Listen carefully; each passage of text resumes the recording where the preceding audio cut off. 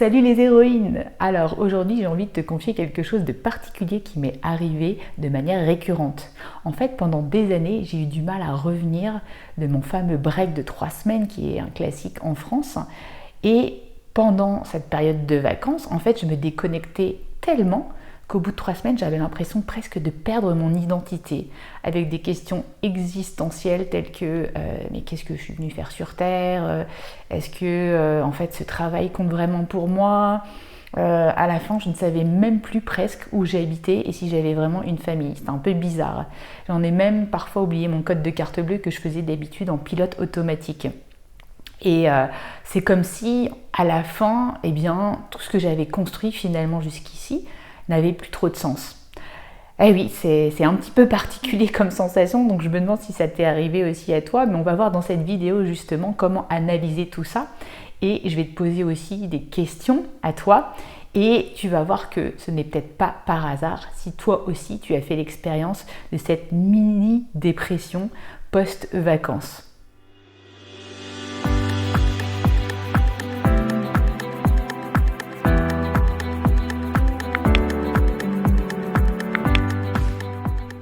Je m'appelle Sandrine Larive, je suis hypnocoach pour femmes atypiques et mon rôle, ma mission, c'est de t'aider à comprendre quels sont les signaux faibles qui peuvent vraiment signifier qu'il est temps pour toi de changer quelque chose dans ta vie. Et si tu veux commencer sur ce chemin, n'hésite pas à télécharger le guide offert qui se situe sous la vidéo et qui s'appelle « Es-tu à ta place? Es-tu à ton plein potentiel ?»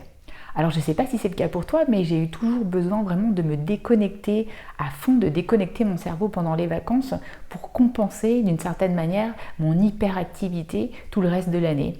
Et en France, le système est plutôt bien fait parce qu'on peut prendre 2-3 semaines de break en juillet ou en août, la fameuse période estivale, alors que ce n'est pas forcément le cas dans d'autres pays comme les États-Unis. Et qu'est-ce qui se passe à ce moment-là pour un hypersensible? Eh bien, il peut y avoir un changement de rythme déstabilisant. On se lève plus tard, on se couche plus tard, on change les heures de repas, surtout si pour toi d'habitude tu es réglé comme du papier à musique, ça peut être un petit peu déroutant. Et puis aussi, ce qui peut arriver, c'est qu'on se reconnecte à notre biorhythme. On ne passe plus 8 heures par jour assis potentiellement devant un écran, on est beaucoup plus dans le mouvement, ce qui est naturel pour un être humain, et on se reconnecte aussi à une certaine forme de slow life, une vie à laquelle on commence à prendre goût et puis on aime y revenir forcément. Et par conséquent, se rendre compte que notre rythme infernal du reste de l'année, en fait, n'est pas forcément du tout le biorhythme qu'on a commencé à adopter en vacances, c'est parfois un choc. Et d'ailleurs, si tu veux commencer à reprendre des habitudes saines, à te reconnecter à ton biorhythme et à tes fonctionnements atypiques, je te conseille de faire le défi des 21 jours reconnexion à ton plein potentiel.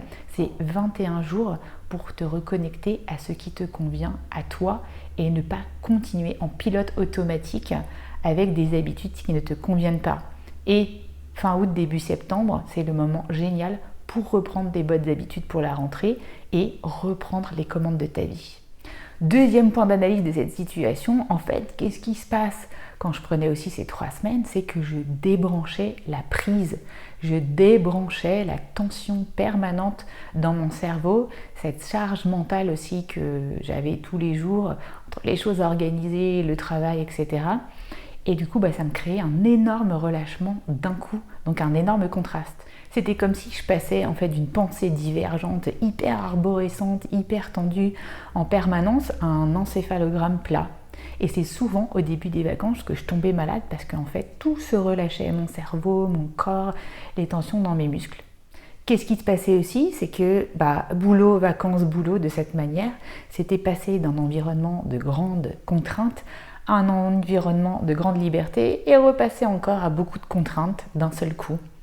Et c'est ça qui était finalement mauvais. Et puis c'est aussi pour HP se rappeler pendant les vacances que c'est quand même super de ne plus avoir de hiérarchie, c'est quand même super de ne plus avoir de compte à rendre à personne.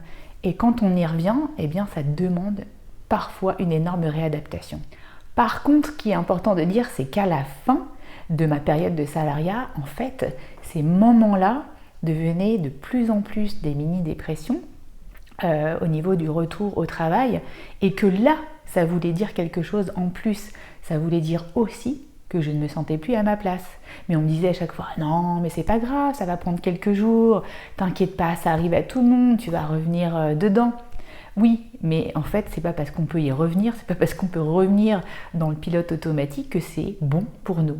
À ce moment-là aussi, qu'est-ce qui se passait? Eh bien en fait, ces 3 semaines me permettaient de prendre ce qu'on appelle une métaposition, comme si je regardais ma vie en haut de la tour Eiffel, et de faire le point, le bilan en fait, et de me poser la question, est-ce que je perds ma vie à vouloir la gagner? Est-ce que mon travail, je l'aime encore? Est-ce qu'il a encore du sens pour moi? Est-ce que je pourrais l'enrichir, le modifier? Ou alors, tout simplement, est-ce que je devrais en changer? Le problème, c'est que parfois, à force de regarder ça de si haut, eh bien, ça me donnait le vertige. Ces moments de pause sont aussi très propices à la flânerie, à la rêverie. Tu commences à imaginer un futur meilleur, tu rêves à des aspirations différentes, et puis tu retournes au boulot, et là, clap de fin, c'est la claque, tu te forces à revenir, tu ne passes pas à l'action, et puis recommence le cycle d'une autre année jusqu'aux prochaines vacances. Alors à la base, ce que tu fais, c'est génial, hein. Te poser, te mettre en jachère, penser différemment, te reconnecter à des choses essentielles, te reconnecter à ton corps. Le problème, c'est que tu n'as pas forcément le système de support qui va t'aider à concrétiser et matérialiser tout ce que tu as pu imaginer en vacances. Si on choisit une belle métaphore, en fait, tu passes du mode avion à une reconnexion totale 24 heures sur 24 sans transition et tu perds totalement souvent le bénéfice de ta pause. Alors si tu reviens de vacances et que tu sens que tu n'es pas à ta place et que vacances annuelles après vacances annuelles, tu retombes dans ces schémas répétitifs, c'est qu'il est temps de te faire accompagner. Trouve la bonne personne avec qui tu vas pouvoir faire fructifier cette mise en jachère et pouvoir enfin voir des transformations arriver dans ta vie et peut-être réaliser des rêves enfouis. Trouve la personne qui va te challenger dans ta situation actuelle, qui va t'aider à trouver ta vision, mais aussi des objectifs de vie et enfin esquisser des étapes qui vont te permettre d'arriver à tes objectifs. Si tu penses que je peux être la bonne personne pour toi, je te propose mon coaching Mission de vie à haut potentiel qui va te permettre de redonner du sens à ta vie, de te redessiner une vie sur mesure qui correspond à ton rythme intérieur, mais aussi à ta sensibilité propre et qui ne va pas être dictée par l'extérieur comme peut-être ça l'a été toute ta vie. Ce que je voulais te dire aussi, c'est que voilà, ce grand contraste que je rencontrais avant, je ne le rencontre plus depuis que je suis entrepreneur. Je n'ai plus cette grande séparation entre mon rythme de travail et les vacances parce que j'ai appris à adapter mon travail sur mon rythme personnel. Et je n'ai plus ce grand rendez-vous de lâcher prise avec moi-même une fois par an. Vraiment, j'ai intégré cette forme de lâcher prise dans ma vie au quotidien. C'est quelque chose de beaucoup plus holistique. Si tu prends un rendez-vous avec toi-même une fois par an, eh bien tu attends ce rendez-vous comme le Messie. C'est un petit peu aussi comme le blues du dimanche soir. En fait, voilà, on passe toute la semaine à attendre le week-end et quand on reprend le boulot, eh ben, on est aussi en mini-dépression.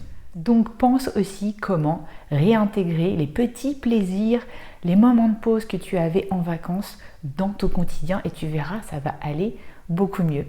Si tu as aimé cette vidéo, n'hésite pas à me laisser un pouce et je vous dis à bientôt. Bye bye les héroïnes, ciao ciao.